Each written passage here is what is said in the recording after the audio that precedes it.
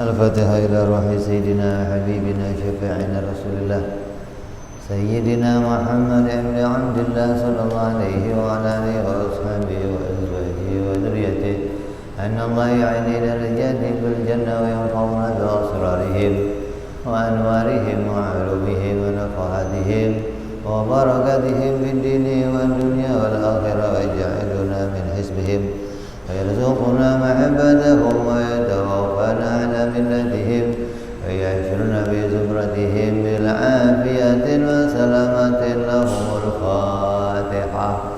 أعوذ بالله من الشيطان الرجيم. بسم الله الرحمن الرحيم. الحمد لله رب العالمين الرحمن الرحيم مالك يوم الدين إياك نعبد وإياك نستعين اهدنا الصراط المستقيم صراط الذين أنعمت عليهم غير المغضوب عليهم ولا الضالين آمين. بسم الله الرحمن الرحيم. نويت تعلما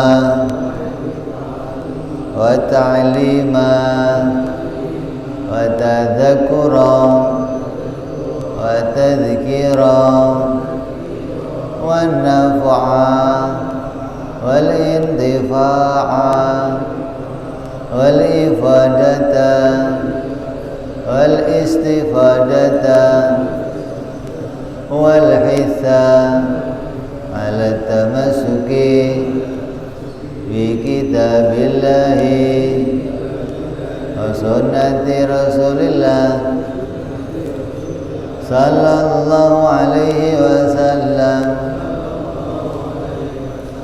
والدعاء إلى الهدى والدلالة على الخير ابتغاء مرضاته وقربه وثوابه وحسن الخاتمة مع اللطف والعافية وصلاح العاقبة. Bismillahirrahmanirrahim. Alhamdulillahirabbil alamin wa bihi nasta'inu ala umuri dunya waddin.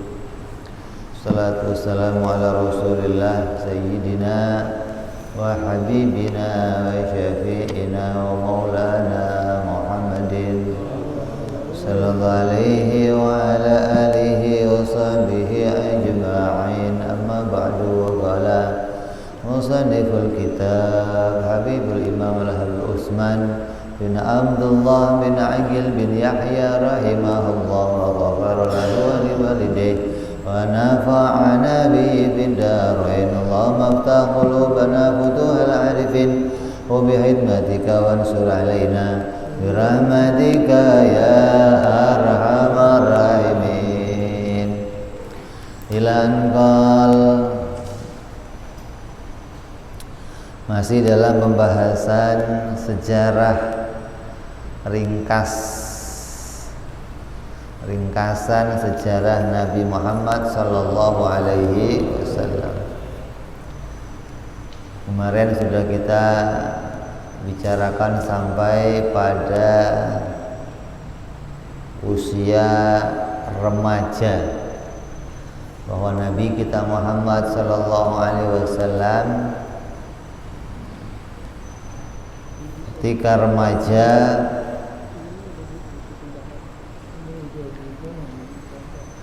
beliau menjadi orang yang selalu bisa menyelesaikan permasalahan di kota Mekah. Jadi ada masalah apa saja yang terjadi, masalah itu sampai genting, sampai akan menimbulkan keributan, maka Rasulullah akan datang dan bisa menyelesaikan masalah itu. Ini masa remajanya aja begitu. Artinya betul-betul menjadi orang yang bijaksana, menjadi orang yang punya orientasi pemikirannya itu bagaimana masyarakat bisa tenang, bisa damai, memikirkan kehidupan manusia yang lainnya. Ini pemikiran Nabi Shallallahu Alaihi Wasallam. Betul-betul dari mulai remaja itu Allah menampakkan pada dirinya jiwa kenabian, yang mana selalu mengayomi yang lainnya, melindungi yang lainnya, mengajak yang lainnya kepada kebenaran, kepada kebaikan. Terus pada usia 25 tahun Nabi Muhammad Sallallahu Alaihi Wasallam menikah. Ini usia 25 ini ukurannya Nabi. Jangan buat patokan kamu, jangan. Saya mau udah 25 harus kawin. Enggak ada ukuran itu, enggak ada. Itu ukurannya Nabi. Kenapa? Sudah melewati fase-fase yang memang sudah dalam keadaan kemapanan untuk menikah. Dari awal sudah diisi dengan ilmu, sudah diisi dengan pekerjaan, maka diisi lagi dengan pernikahan. Nah, kita kadang ilmu belum, pekerjaan belum, maunya kawin aja, ini dipikirin kawin. Tapi kan saya udah 25 umurnya, Nabi aja 25. Nanti giliran mati nggak mau sama, giliran kawin maunya sama. Gimana sih? Jadi pada usia 25 tahun beliau menikah dengan istri pertama yang sangat dicintai, yaitu Siti Khadijatul Kubra. Beliau adalah seorang janda yang kaya raya. Siti Khadijah ini janda yang kaya raya. Berapa banyak pria-pria di zaman itu yang ingin menikahi Siti Khadijah, tapi ditolak. Kenapa? Karena tidak selevel. Tidak selevel. Pada masa itu Siti Khadijah berusia 40 tahun. Rasul berusia 25 tahun. Kenapa kok tidak ada lagi wanita yang selevel, yang pada masa itu bisa menikah, yang layak menikah dengan Rasulullah, kecuali Siti Khadijah pada masa itu. Jadi tidak ada seorang yang dipandang oleh keluarganya Nabi yang layak untuk menikahi Siti Khadijah, yang layak menikahi seorang wanita kecuali Siti Khadijah. Begitupun Siti Khadijah, dia tidak memandang laki-laki lain itu sederajat, selevel untuk bisa dinikahi kecuali Nabi Muhammad SAW. Nah, kata ulama, andai Siti Khadijah pada masa itu usianya 60 tahun, tetap Nabi menikah dengan Siti Khadijah. Jadi pernikahannya bukan pernikahan syahwat, bukan. Pernikahannya betul-betul bagaimana untuk mengeluarkan keturunan yang baik, bagaimana untuk membina keluarga yang baik, rumah tangga yang sempurna. Karena Nabi Shallallahu Alaihi Wasallam ini adalah cerminan manusia seluruh dunia.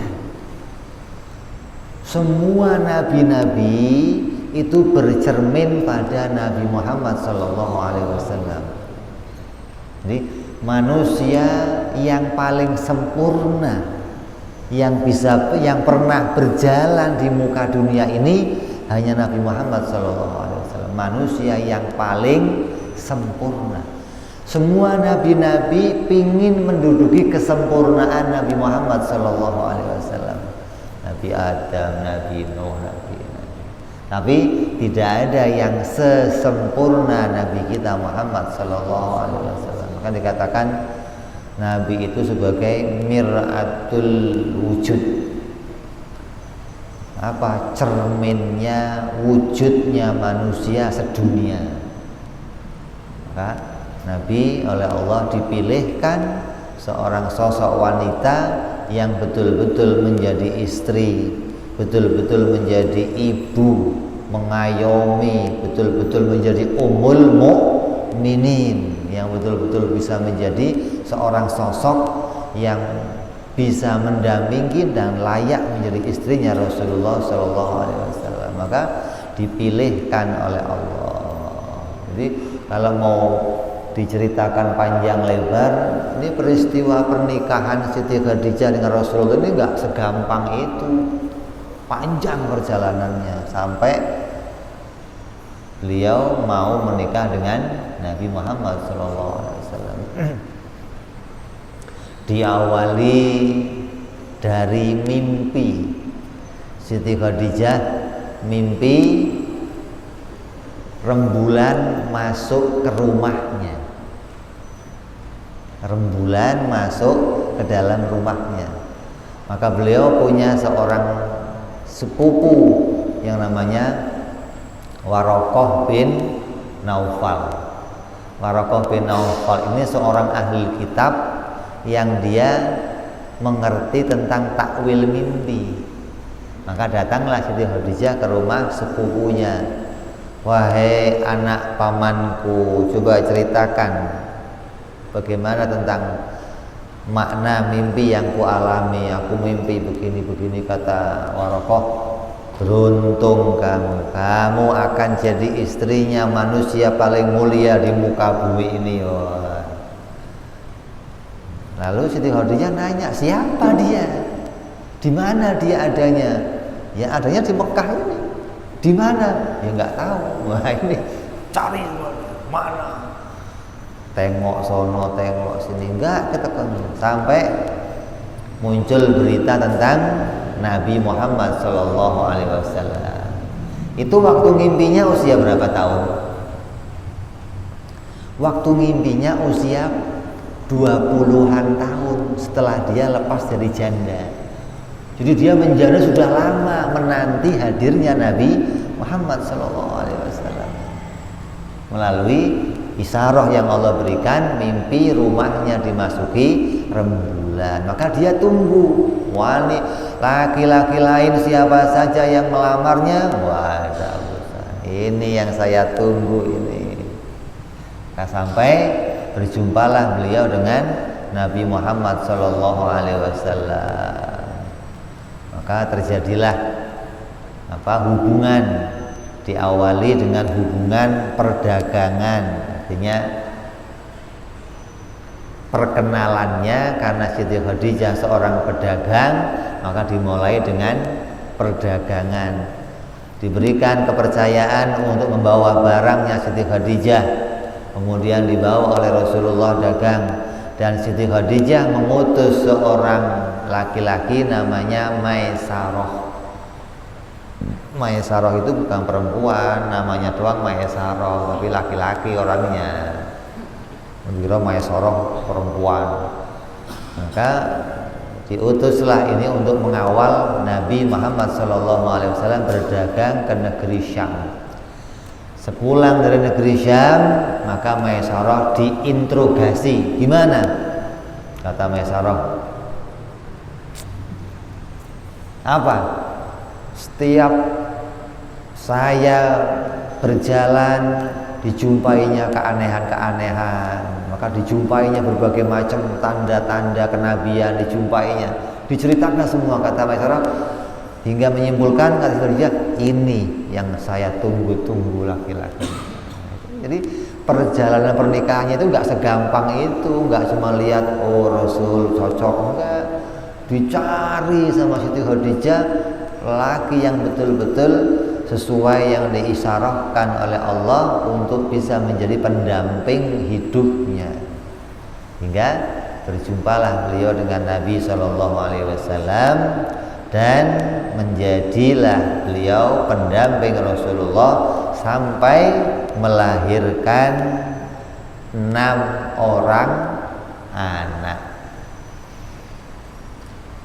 Sampai melahirkan 6 orang anak, yaitu 4 anak laki-laki dan 2 anak perempuan. 4 anak perempuan dan 2 anak laki-laki, yaitu Siti Fatimah, Siti Zainab, Siti Ruqayyah, dan Siti siapa? Siti Zainab, Siti Fatimah, Siti Ruqayyah, yang perempuan namanya Ummi Kulsum, 4 wanita. Lakinya ada Abdullah, ada Qasim, dan yang satu lagi dari wanita yang lain, yaitu dari Siti Mariyatul Qibtiyah, namanya Ibrahim. Jadi 3 laki-laki, 4 perempuan. Ini kita harus tahu, ini anaknya Rasulullah, anaknya panutan kita, anaknya pemimpin dunia, yang anak-anak ini pun menjadi panutan kita, pemimpin kita. Jangan sampai kita nggak mengenali anak-anaknya Rasulullah Sallallahu Alaihi Wasallam.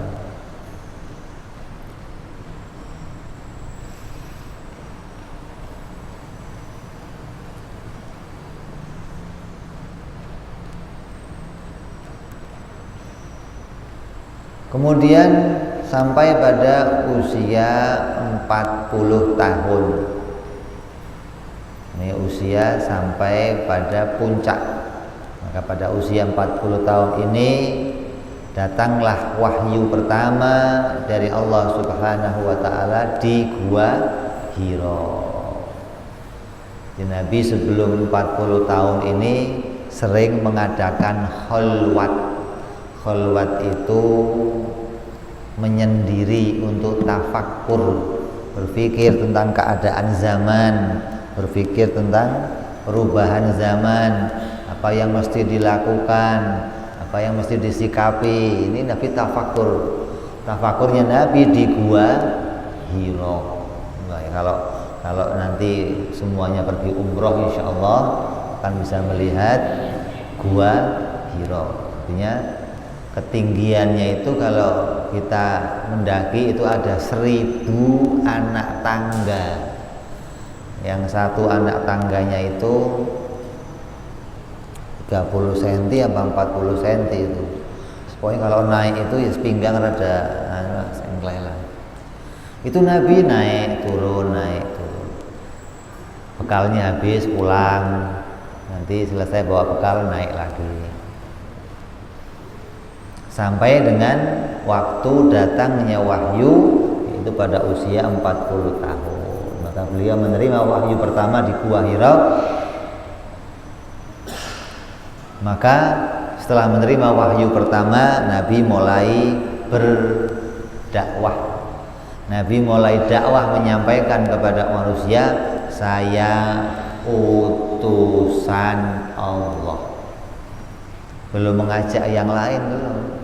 Ajakannya hanya mengajak memperkenalkan diri, saya utusan Allah. Karena seorang nabi itu pasti ketika dia diangkat atau siap tugas untuk menyampaikan wahyu dari Allah, pasti diberikan tanda, diberikan saat untuk berdakwah. Dakwah itu menyampaikan, memperkenalkan dirinya kepada manusia kalau dia utusan Allah. Dan tidak semua manusia menerima dakwahnya para nabi. Ada yang cocok, ada yang gak cocok, ada yang menolak, ada yang. Sekarang begini, kira-kira nabi yang masa itu hanya sendirian, orang Islam sendirian, yang lainnya belum Islam. Terus Nabi mendapat wahyu dari Allah untuk memperkenalkan dirinya utusan Allah. Terus diperintah lagi untuk mengajak manusia menyembah Allah. Itu kira-kira cara ngajaknya pakai sistem, ayo iman loh, kalau enggak gua pukul. Atau ngajaknya pakai berpikir. Kira-kira pada masa itu Nabi ngajak orang untuk nyembah Allah itu pakai berpikir atau pakai ngancem? Atau pakai udah lo percaya aja sama gue lah? Mana bisa ada orang yang sendirian mau ngajak orang lain terus ngajaknya pakai ancaman, mana ada. Maka Nabi satu persatu sahabatnya didatangin, diajak bicara, akalnya dibangkitkan bahwa Tuhan itu esa, ini patung-patung ini bukan Tuhan, mereka adalah ciptaan, mereka nggak bisa berbuat apa-apa, mereka tuli, bisu, buta. Berpikir hingga mereka semua menyadari, oh iya ya, oh iya ya, satu persatu masuk Islam, satu masuk Islam. Nggak ada Nabi dakwah pakai pedang, nggak ada. Dakwah pakai pedang itu setelah di Madinah, bukan di Mekah. Di Mekah Nabi dakwah selama 13 tahun. Nabi mengajak orang berpikir mengenal Allah, mengajak orang berpikir untuk menolak bahwa patung-patung ini adalah Tuhan. Ditolak ini. Jadi jangan sampai kita menganggap Islam ini agama yang datang cukup ikut-ikutan kata orang tuanya. Islam ini agama yang rasional. Siapa yang kamu sembah, itu ketika kamu bisa berpikir menemukan dalil sesuai yang diajarkan Nabi, kamu akan tahu nyata, oh bahwa Allah zat yang esa itu betul-betul Tuhan. Ini bukan Nabi tahu ngajak datang, udah yang penting iman aja, ntar juga lu selamat di akhirat. Nggak ada ajakan begitu, nggak ada. Ya, jadi sekarang kalau kita pun belajar apa yang diajarkan Nabi, kita akan bisa memahami bahwa oh memang ternyata Allah itu betul-betul Tuhan, satu-satunya Tuhan. Gitu loh. Tidak ada Tuhan lain selain Allah, satu-satunya Tuhan. Tidak ada Tuhan yang lain yang berhak untuk disembah, yang lainnya selain Allah makhluk. Lo itu nganggap itu Tuhan, nganggap itu Tuhan, itu hanya anggapan, dianggap sebagai Tuhan. Padahal nggak ada Tuhan yang lain, nggak ada. Maka ini diajarkan oleh Rasul Shallallahu Alaihi Wasallam selama 13 tahun di kota Makkah. Di kota Mekah Nabi nggak mengajarkan sholat, nggak mengajarkan ibadah haji, nggak mengajarkan zakat, nggak mengajarkan puasa, enggak. Nabi mengajarkan bagaimana syahadat, bagaimana bersaksi Allah itu Tuhan dan bersaksi Nabi Muhammad itu utusan Allah. Kenapa ada orang yang setelah masuk Islam dia bisa keluar dari Islam? Kenapa? Karena kurang yakin. Karena waktu masuk nggak punya pembenaran. Waktu masuk tidak mengetahui benernya agama Islam. Waktu masuk tidak pakai modal ilmu pengetahuan.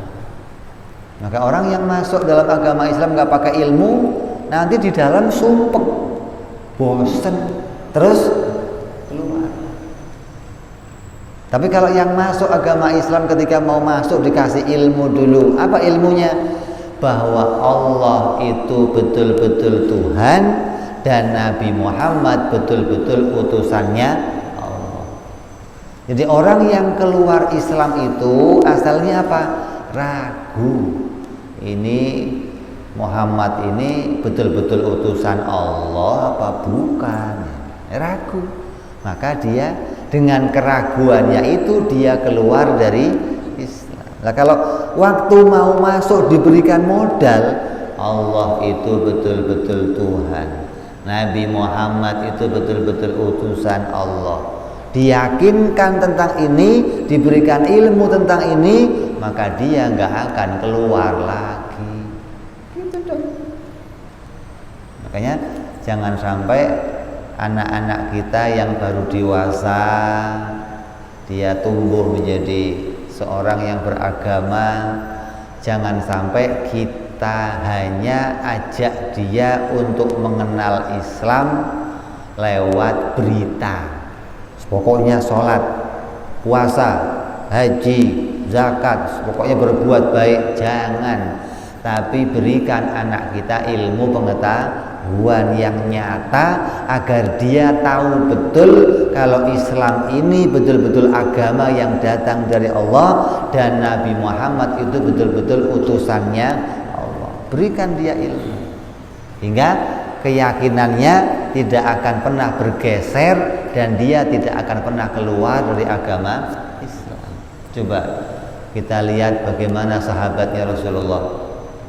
Bilal ditindih pakai batu. Tenang, nggak bergeser imannya, nggak bergeser keyakinannya. Kenapa? Karena dia betul-betul mengakui, betul-betul membuktikan kalau Nabi Muhammad itu betul-betul utusannya Allah. Hingga tidak ada lagi keraguan di dalam hatinya dalam mengimani. Ini yang harus kita tancapkan. Kemudian 40 tahun menerima wahyu pertama di Gua Hira dan kurang lebih selama 11 tahun beliau menyampaikan risalah dari Allah dan mendakwahkan kerasulannya. Nabi di kota Mekah. Kemudian tiba waktunya beliau hijrah, yaitu pada tanggal 27 Rajab. Ini setahun atau ada yang memberitakan 2 tahun sebelum beliau hijrah, beliau diisrokan dan dimi'rajkan oleh Allah Subhanahu wa ta'ala, naik ke langit, ke Sidratul Muntaha, langit yang paling tinggi, atas. Malaikat Jibril saja sampai diceritakan tidak sanggup lagi meneruskan perjalanan bersama Rasulullah. Kata malaikat Jibril, ya Rasul, saya cukup sampai di sini. Engkau silahkan lanjutkan perjalananmu. Kenapa wahai Jibril? Engkau menemani aku dari dunia. Apa engkau tidak mau menjumpai dengan Allah bersamaku? Kata malaikat Jibril, ya pingin ya Rasul, tapi saya nggak sanggup. Kalau saya paksakan ikut bersamamu, maka tubuh saya akan terbakar. Hingga malaikat Jibril berhenti pada titik tertentu dan Rasulullah melanjutkan sampai ke Sidratul Muntaha. Kemudian itu terjadi pada tanggal 27 Rajab yang kita sering peringati dengan peristiwa Isra Mi'raj. Dan sepulang dari Isra Mi'raj itu Nabi memperoleh perintah sholat 5 waktu. Isra Mi'raj itu berapa jam terjadinya?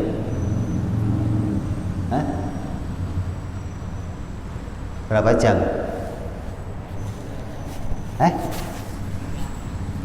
Isra Mi'raj itu ada yang mengatakan Nabi bangun dari tempat tidurnya dan kembali lagi ke tempat tidurnya dalam posisi tempat tidurnya masih hangat. Kamu kalau tidur di kasur terus bangun, tempatnya hangat nggak? Panas. Itu kira-kira hilangnya panas berapa menit? 1 jam ada? Sejam sampai? Setengah jam hilang? Apa? Ya, berarti nggak sampai 2-3 jam gitu. Kenapa? Karena waktu Nabi kembali tempat tidur itu masih hangat. Berarti peristiwanya sangat cepat. Tapi yang terlihat cepat itu oleh Nabi dalam perjalanannya itu menghasilkan sebuah cerita yang sangat panjang lebar. Nabi bercerita, berjumpa dengan ini, berjumpa dengan ini, hingga dari mulai malam itu Nabi kembali, Nabi bercerita kepada sepupunya tentang apa yang dialami. Itu ceritanya sampai hampir subuh. Coba. Waktunya cuma berapa menit, tapi ketika diceritakan sampai hampir subuh. Berarti waktu yang pendek itu oleh Allah dipanjangkan. Kayaknya waktunya pendek, tapi ada cerita yang dipanjangkan oleh Allah yang orang lain nggak bisa melihatnya. Ini kejadian ini sama dengan kejadiannya sakaratul maut. Orang yang sakaratul maut itu waktunya pendek, waktunya singkat. Tapi dalam peristiwa diceritakan orang yang sakaratul maut itu akan berjumpa malaikat Israil, akan ditanya, akan menghadapi fitnah ini, fitnah itu, iblis akan datang ini. Nah, itu kapan terjadinya? Jangan dilihat pakai pandangan mata kita. Kalau pandangan mata kita kayak cepet banget, ngorok mati selesai. Itu peristiwa yang kita lihat. Tapi yang dialami oleh orang itu panjang cerita. Dia berjumpa dengan ini, fulan berjumpa dengan fulan, berjumpa dengan malaikat ini, malaikat ini. Sebagaimana yang diceritakan di dalam kitab Daqaiqul Akhbar. Kalau kita mau baca tentang peristiwa-peristiwa itu ada di dalamnya, atau baca kitab Imam Al-Ghazali tentang bagaimana persiapan kematian, maka diceritakan apa saja yang akan dialami orang-orang yang akan menjemput sakaratul maut. Makanya orang yang sakaratul maut yang lagi naza, ketika dia sudah nggak sadar, itu keluarganya diminta membisikkan apa? Kalimat talqin, la ilaha illallah, la ilaha illallah, Allah, Allah, Allah, terus la ilaha illallah. Kenapa? Karena apa yang dia lihat itu sudah nggak pada penglihatan manusia lain, yang dilihat sudah alam lain lagi. Tapi ketika kita ajak bicara, dia masih mendengar kita, gitu loh. Hingga ketika nanti dia berjumpa iblis, berjumpa malaikat macam-macam, bisikan kita ini kita harapkan bisa menyentuh hatinya dan dia bisa menjawab dengan benar, menjawab dengan baik, tertolong dengan keadaannya. Ini harapannya begitu. Sama dengan peristiwa Isra Mi'raj. Nabi datang ke kota Masjidil Aqsa. Sebelum ke Masjidil Aqsa itu Nabi kemana? Datang ke makomnya Nabi Musa, datang ke tempat lahirnya Nabi Isa, datang ke ngapain di situ? Turun Nabi sholat 2 rakaat. Turun Nabi sholat 2 rakaat. Sampai ke Masjidil Aqsa, Nabi datang, ontanya diikat di luar, Nabi masuk. Di dalam sudah ditunggu oleh semua nabi-nabi sejak Nabi Adam sampai Nabi Isa alaihissalam. Maka Nabi sholat menjadi imam dan di belakangnya semua nabi-nabi menjadi makmumnya Rasulullah Shallallahu Alaihi Wasallam. Kan lama ini ceritanya. Dengan nabi-nabi dongeng dulu, cerita dulu apa. Setelah itu baru Nabi naik. Naik itu nanti langit pertama ketemu si ini dongeng lagi, langit kedua ketemu ini dongeng lagi, cerita lagi, ketemu lagi, sampai ketemu Nabi Allah Isa, Nabi Musa, sampai ketemu Nabi Adam, sampai ketemu Nabi Ibrahim. Maka naiklah berjumpa dengan Allah. Tapi jangan sampai diimani Allah ada di atas. Ini yang salah ini. Nabi Isra Mi'rajnya ke atas langit, tapi Allahnya bukan di langit. Jangan kamu imani Nabi menjumpai Allah di langit, enggak. Nabi ditaruh oleh Allah di langit, dan di langit Nabi dilihatkan kepada Allah.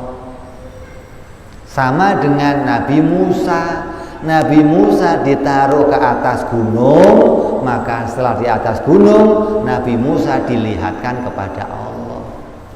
Jadi Allahnya itu enggak butuh tempat. Yang butuh tempat itu makhluk. Entah itu di gunung, entah itu di langit, makhluknya pasti punya tempat. Tapi jangan disangka Allahnya punya tempat, jangan. Ini kekeliruan ini. Jangan seperti orang-orang di luar agama Islam, kayak orang Nasrani.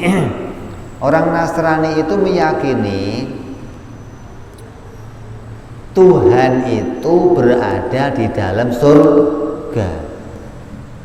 Nabi Adam dulu waktu turun dari surga itu, Nabi Adam satu kompleks sama Allah katanya,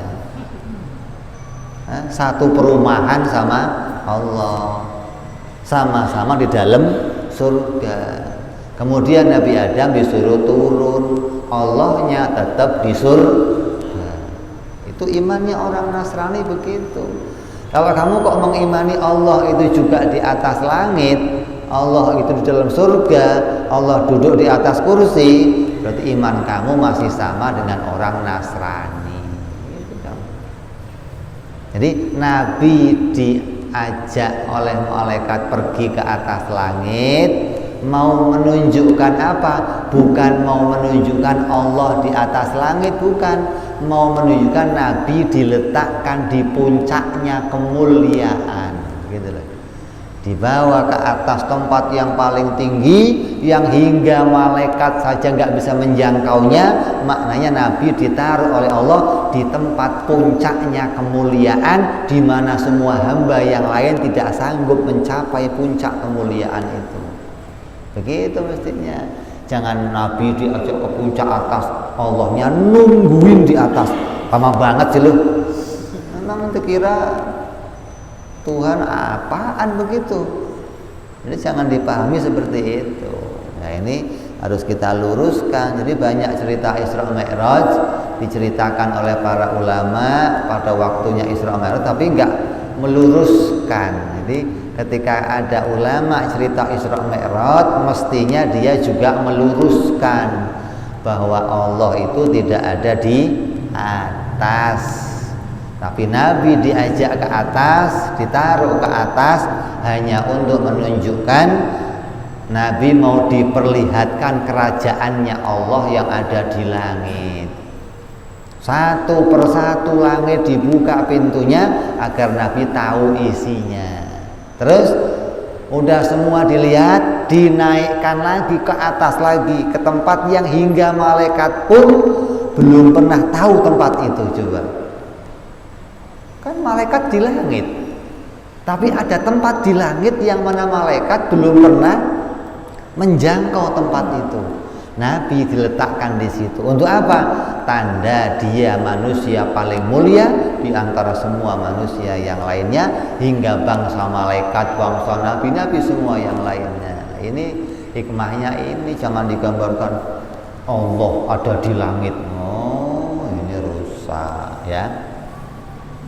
Belum lagi peristiwa berjumpa dengan Allah, mendapatkan perintah berapa? Sholat berapa kali? 50. Turun ketemu Nabi Musa. Nabi Musa, Ahmad, gak bakal kuat umat kamu. Udah kamu naik lagi aja, minta dikurangin. Naik lagi, kurangin 5, turun.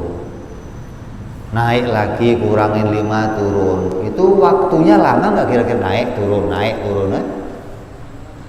Jadi Allah itu mampu memanjangkan waktu, gitu loh.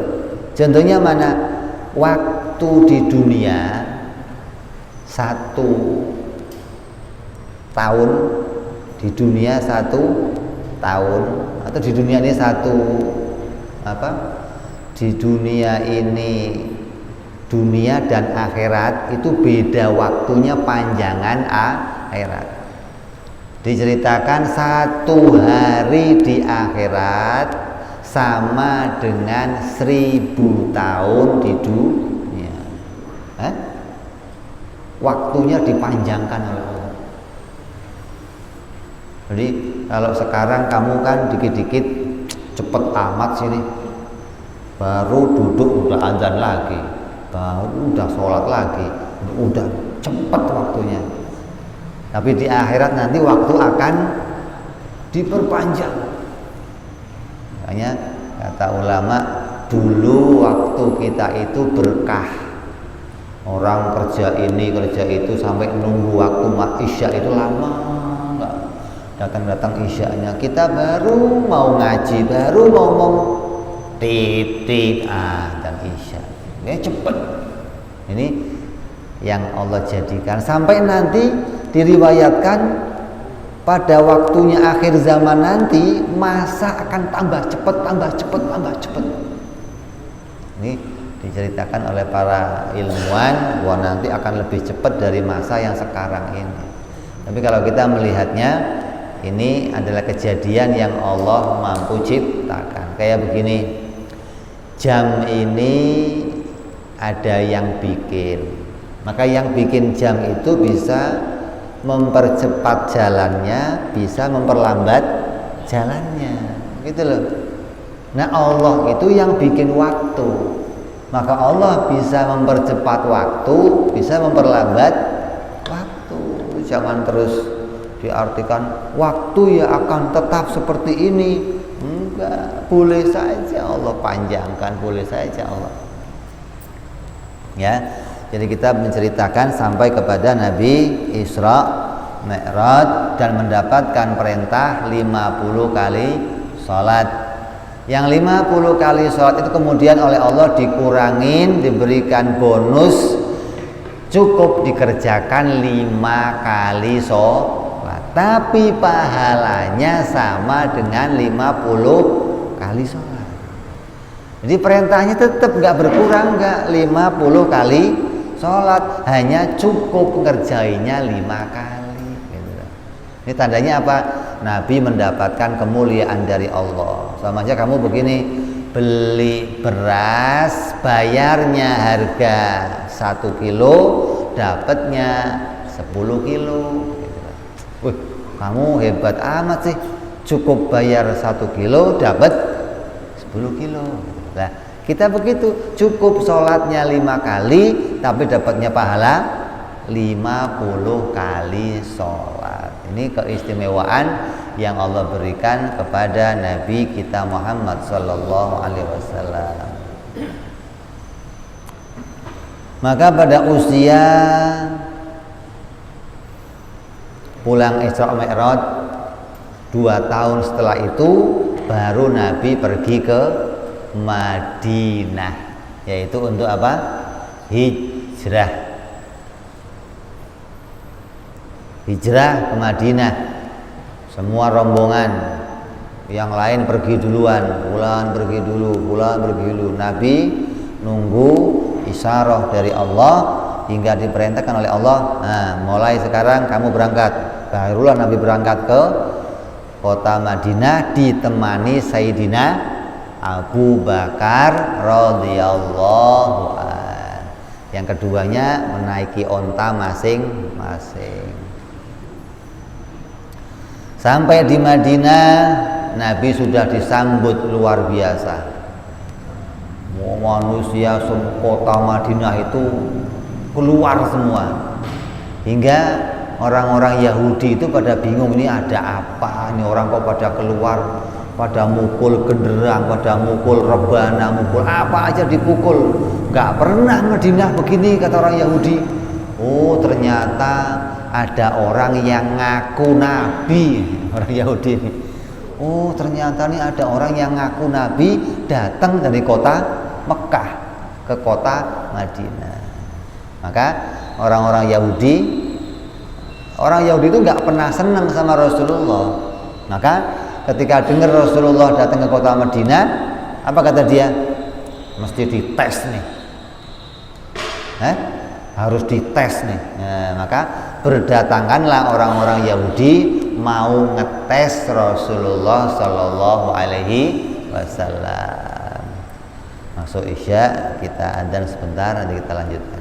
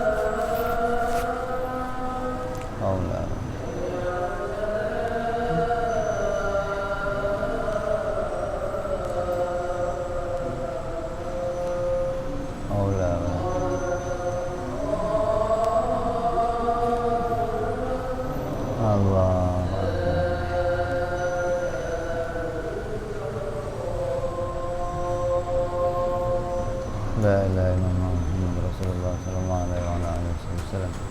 اللهم رب هذه الدعوة التامة والصلاة القائمة آت سيدنا محمد الوسيلة والفضيلة والشرف والدرجات العالية الرفيعة وبدء المقام المحمود الذي وعدته يا أرحم الراحمين. رب اغفر لي ولوالدي، رب اغفر لي ولوالدي، رب اغفر لي ولوالدي يا الله. رب اغفر لي ولوالدي، رب اغفر لي ولوالدي وارحمهما كما ربيانا صغيرا. اللهم بارك لنا وفي أولادنا واحفظهم ولا تضرهم وارزقنا برهم ووفقهم لطاعتك. اللهم بارك لنا ولهم بالحال والمعال والعيال بجاه كبير المتعال. وصلى الله على سيدنا محمد وعلى آله وصحبه وسلم والحمد لله رب العالمين. Kita teruskan sedikit sambil menunggu yang sholat sunnah. Jadi peristiwa hijrah, Nabi hijrah ke kota Madinah. Sampai di Madinah disambut ada seorang yang melihat kejadian itu. Dia berdiri di atas pohon kurma. Ini ada seorang yang punya lahan, dia naik ke atas kurma, dia nonton, ramai banget ya, orang pada datang menyambut ke sono kemari. Dia melihat di atas. Kemudian orang-orang Yahudi juga berdatangan,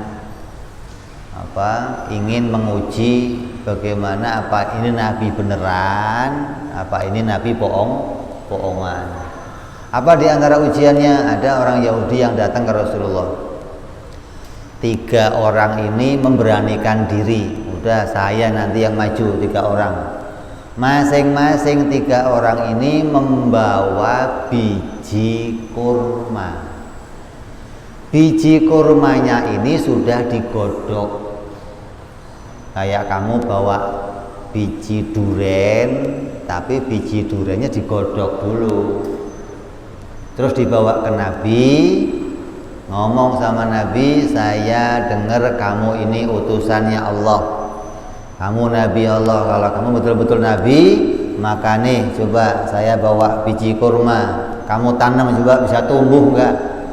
Biji kurma sudah digodok. Ini kalau ente yang nanam biar sampai pikun tua ya enggak bakal. Biji beton, biji apa itu nangka, biji duren digodok terus suruh ditanam. Mana bisa? Kata Rasulullah, disambut oleh Rasulullah. Ya udah kita masuk ngobrol dulu. Selesai ngobrol-ngobrol, kata Rasulullah begini aja, kamu yang nanem, saya yang nyiram, atau saya yang nanem, kamu yang nyiram. Udah kita kerjasama. Ini sekarang ini saya dari Mekah kemari tinggal sama kamu di satu kota. Udah kita nggak usah musuhan, kita kerjasama saja. Jadi itu sampai timbul nanti ada perjanjian perdamaian antara seluruh kota Madinah. Nabi pertama datang ke kota Madinah langsung jadi presiden. Ya. Sambut datang. Ya sudah diputuskan karena dia tahu bisik-bisik ini kalau kita yang nanam nggak bakal tumbuh, udah kita godok, kata dia, biarlah dia yang nanam, nanti kita yang nyiram. Ya sudah, Muhammad ini gini aja lah, kamu yang nanam, biar saya yang nyiram. Oh ya sudah, boleh. Udah keluar, maka digalilah lubang, maka oleh Nabi dimasukkan kurma-kurma, biji-biji itu. Bismillah, Bismillah, Bismillah. Maka 3 orang tadi disuruh nyiram. Begitu disiram langsung tumbuh, tingginya 1 meter. Kata Rasul, ya sudah, besok kamu balik ke sini lagi. Ya, udah pulang ke rumahnya. Besok datang lagi, disambut lagi oleh Nabi, masuk ke rumahnya, diajak ngobrol, kasih minum, diajak cerita dulu. Selesai, ayo kita siram pohon kurma kita. Ini begitu. Nabi mengajak untuk kebersamaan, disiram lagi. Tumbuh setinggi manusia. Ini tingginya. Besok datang lagi, disiram lagi, tumbuh tinggi dan langsung berbuah. Kata Rasulullah, ayo kita petik buahnya bareng-bareng, kita makan bareng-bareng. Udah dipetik, masuk ke rumah dimakan. Enak, ini kurma mantep bener, enak. Tapi kok saya baru lihat kurma tengahnya hitam, kata dia. Seumur ada kurma di kota Arab itu nggak ada kurma tengahnya hitam, nggak ada. Kurma itu ya kuning, tengahnya merah, tengahnya ada kurma hijau, namanya kurma rutop ada. Ini kurma tengahnya hitam. Kata Nabi, ya iya, ini kurma kan bijinya digodok, jadi begini jadinya. Malu saya. Nabi kalau nebak, kamu godok dulu bijinya gimana mau? Ini tumbuhnya begini, namanya kurma ajwa. Jadi kalau kamu kok pergi ke kota Mekah, ke kota Madinah, mau beli kurma, ada namanya kurma ajwa. Itu kurma yang ditanam dengan mukjizatnya Rasulullah SAW. Hanya tumbuhnya di kota Madinah. Gitu loh. Jadi kurma yang paling enak sampai sekarang kalau kamu beli namanya kurma ajwa.